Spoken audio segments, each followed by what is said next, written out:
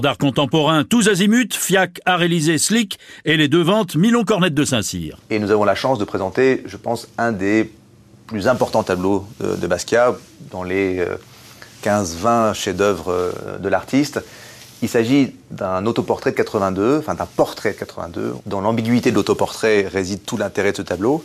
Basquiat a toujours traité des grands héros noirs américains.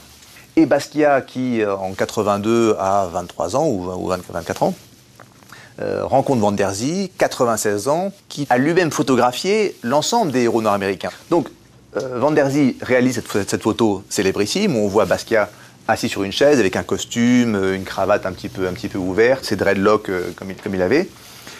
Et la rencontre et la photo est tellement bouleversante pour Basquiat que, rentré chez lui, il peint immédiatement ce tableau.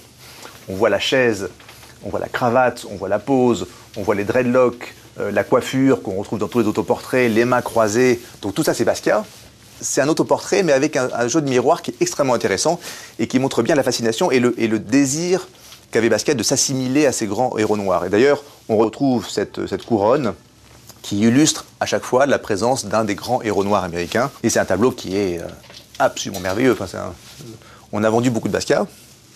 Voilà, il faut bien mettre un prix, l'estimation autour du million d'euros, ça paraît réaliste. Ça paraît réaliste, mais réaliste et raisonnable. Vous dites raisonnable, mais au sortir d'une année difficile. Effectivement, on a vécu une année qui a été un petit peu chaotique, mais globalement, le pire est passé. Les bons artistes ont vraiment surfé sur la vague de la crise.